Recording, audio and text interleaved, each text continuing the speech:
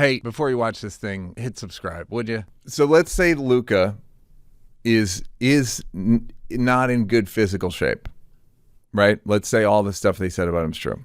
Can a guy be in medium shape and have a 12-year first-team All-NBA career? Absolutely, if you're talented enough. You think so? It really is just like, oh, if you're talented, you can. None of it matters. Are you saying like all NBA, like all every year, around as good as he's been? Because Luke is so good. I don't think he's in like he be in better shape? Yes, but there's certain guys who are never going to look like they're in good shape. Right. That's what I mean. Like he's just not a guy who's just going to be like ripped and like it's not him. Yeah. It's also not his game either. He's so big and he uses his body so well that like I don't know, I would be if I was the GM or the coach or whatever of his team, I would be like, well, you're just keeping him healthy. Just keeping him healthy. And I don't know the inner workings of like what was happening in Dallas, but clearly there was some disconnect. But yes, like I wouldn't say like when you say medium shape, like I don't know what I guess medium shape means. Well, what would you call it? What's Jokic? What kind of shape is Jokic in? For Jokic, like when Jokic came in to now, or like especially like championship season, like he's in good shape. But he doesn't have the kind of body that looks like he's in good shape. But you can tell as someone who's had to guard him or been guarded by him, like one of these things, like where you're out of breath, and you're like, he's in pretty good shape. Oh no, guys! You guys are actually all wrong. This guy's running circles around me. Yes, he's in good shape. He's just not. He just doesn't have that body that's ever going to look like he's in. Like, I think what we're saying is white.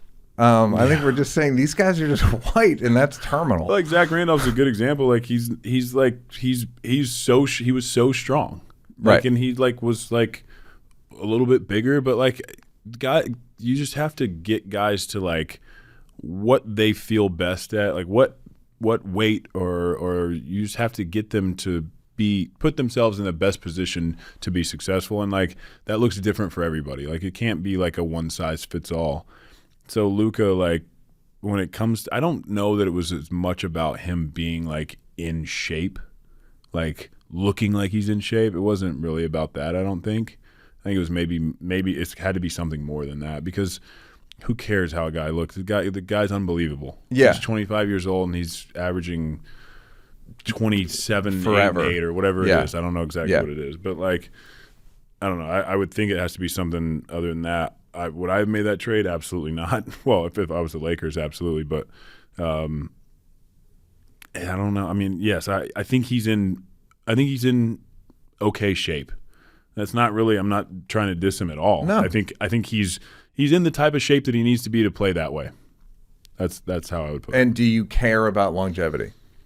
Yeah, I mean, of course, if you're a team, you care about longevity, because if you're gonna sign him to a 5-year deal, like or anybody to a 5-year deal, you want them to be able to play. Well, okay, let's say you're the GM. Let's say you're the Rob Pelinka, which I know you love his jackets. Oh, so his hair, his jackets, the tan, to have a press conference, the biblical references. There was a time when the Israelites were wandering in the desert, and all of a sudden, bread came down from heaven. Mm-hmm. That's kind of what today feels like for us, to have KCP join. To wear a leather jacket unzipped with the sleeves up, and it's unzipped from the bottom for a huge press conference. Mm-hmm. What a bold statement. I always just think about, like, you get a little sweaty and you got to pull that jacket back down. What would you say to Luka about his physical shape? But you know what I mean? Like, as a guy who's a mentor now, you open with empathy. We all know that. You say, I love donuts and crullers as much as anybody. Hey, where did I go last night? Cold Stone Creamery. That's me. That's me, dude. We're not so different, you and I. But honestly, how would you manage something like that? If I was a GM? If you're the GM, like, well, first or of all, even JJ, you have so many different, like, he does his physical assessment with the training staff. Every team has a sports scientist. They have strength and conditioning coaches. You do a full assessment. You work on this, and this. But also, when you're a guy like Luka, like, he can just be like, I'm good. And I'm not going to talk to your assessment people. I mean, I think he would talk to him, but he could just be like, no, But from I'm a okay. distance. Yeah, I'm okay. Well, I don't want to do like I've seen that happen. That happens all the time in the NBA. Like Guys just go. I've had teammates who are like, I'm not lifting weights. I'm not lifting more. Or maybe they'll compromise and do like 2 or 3 exercises that are pretty easy, and that just works for them. I had a teammate who like never touched weights, and he played for a long, long time, and he's really, really good. And like some guys don't, some guys do, and like the team has to kind of figure out how to like best work with a guy's preferences or routines when they're young. You know, rookies come in, you got to do all this stuff. But as guys get older and if they're still in the NBA, say after 7 years, like they know what they're doing. They know their bodies. They know how to like, you know, perform, and they know how to be a pro. And you get a lot more lenience that way. And is it when guys have their own fitness team and their own all that stuff? Do you think that there is going to be a natural tension between the team and him? Because there's this shit like Kawhi and all that stuff where it's like, we want you to play, we want you to sit, you're not ready, hurry up.